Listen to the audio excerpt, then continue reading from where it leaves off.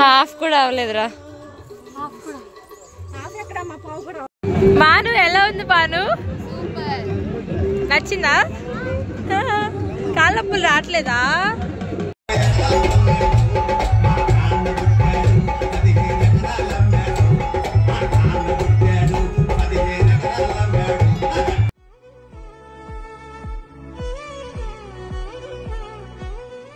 Hello guys, అందరూ ఎలా ఉన్నారు? నేనైతే చాలా బాగున్నాను. ఇదైతే మహాశివరాత్రి ముందు రోజు క్లిప్ అనమాట. నేను మమ్మీ బయటికి వెళ్ళి ఏమేమి తెచ్చామో చూసేద్దాం. కళ్యాణం వచ్చినా కక్కొచ్చినా ఆగదన్నట్టు ఏ ఈవెంట్ కి వచ్చినా ఈ డీమార్ట్ లో షాపింగ్ మాత్రం అస్సలు ఆగదు. శివరాత్రి రోజు మార్నింగ్ లేచి హెడ్ బాత్ చేసి టెంపుల్ కి అయితే వెళ్ళిపోతున్నాం. ఎవ్రీ ఇయర్ మేమైతే బలివే వెళ్లే వాళ్ళం. ఈ ఇయర్ కుదరక వెళ్ళట్లేదు. గుళ్ళో పూజారి గారికి స్వయం పాకం ఇస్తానని చెప్పిందంట మా అమ్మ. అందులో 9 రకాలు వేయాలి. ఆ 9 రకాలకి 5 రకాల కూరగాయలు, బెల్లం, పప్పు, నెయ్యి వేసి ఇచ్చింది. గుడికి వెళ్ళి రాగానే నేను మమ్మీ మా చెల్లి కలిపి మా ఊరు వెళ్ళిపోవడానికి రెడీ అయిపోతున్నాం. సన్ కిసెస్ ట్రై చేద్దాం అనుకున్నా, అవి తీరా సన్ స్లాబ్స్ అయిపోతున్నాయి.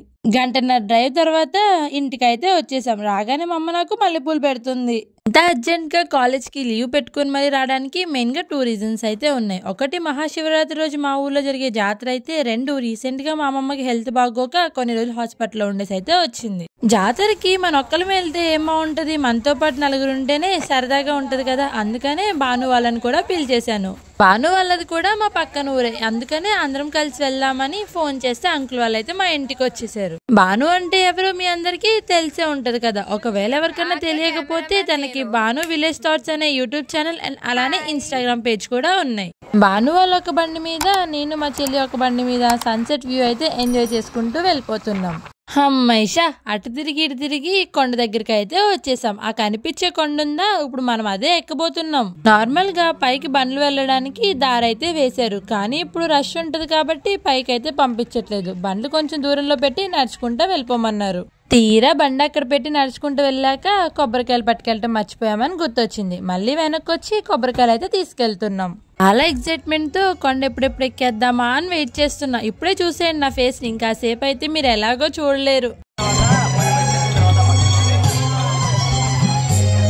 ఫస్ట్ మెట్టు దండం పెట్టుకుని మెట్లు ఎక్కడం అయితే స్టార్ట్ చేసాము. దాదాపు ఒక 1000 మెట్ల పైనే ఉంటాయని అంటున్నారు. భాను అయితే చిన్న పిల్లే కాబట్టి ఫాస్ట్ గా ఎక్కేస్తుంది. మేమైతే మెల్లగా ఆక్కుంటూ ఆ వ్యూ అది చూసుకుంటూ ఎలోకలాగా హాఫ్ కి అయితే చేరుకున్నాం. చూడు,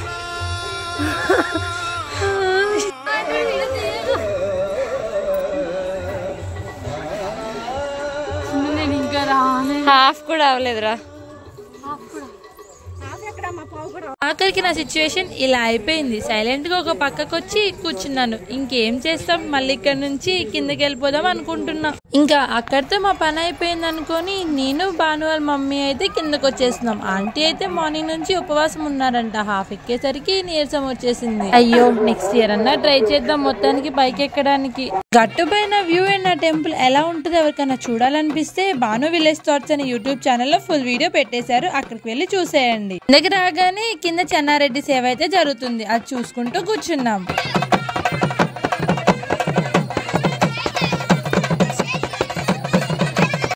భాను ఎలా ఉంది? భాను నచ్చిందా? కాళ్ళప్పులు రావట్లేదా?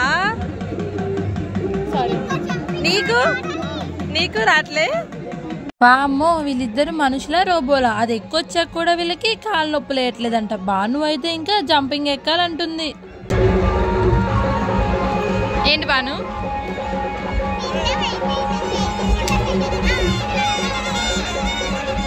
చెల్లి తాతయ్య వీళ్ళ దగ్గర ఖర్జూరం తీసుకోవడానికి అయితే వచ్చేసారు. అక్కడున్న ఆంటీ అంకుల్ మా అమ్మ చిన్నప్పటి నుంచి తెలిసిన వాళ్ళేనంట. వీళ్ళెవరో కానీ ఆ షాప్స్ వాళ్ళని డబ్బుల కోసం మస్తు సతాయిస్తున్నారు.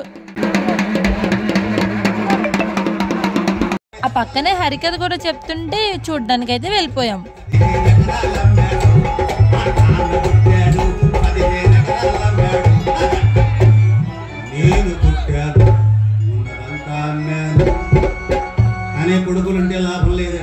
వచ్చిన కాడ నుంచి భాను అడుగుతున్న ఆ జంపింగ్ ఇది ఎక్కిస్తే కానీ అప్పుడే తన ఎగ్జిబిషన్ ఫినిష్ అయినట్టంట. అది ఎక్కిన కాడ నుంచి ఫుల్ గా ఎంజాయ్ చేస్తుంది. ఎక్కడ మా వైపు చూస్తే పిలిచేస్తామో అని కనీసం మమ్మల్ని పట్టించుకోవట్లేదు. మేము రిటర్న్ అయిపోయేసరికి చీకటి పడిపోయింది. ఇంకా అప్పుడు కూడా వస్తున్నారు. మేబీ నైట్ జాగారం ఉండేవాళ్ళేమో. మీరైతే ఛానల్ ఇంకా సబ్స్క్రైబ్ చేసుకోలేదు గాయ్స్, సబ్స్క్రైబ్ చేసుకొని చూసేయండి.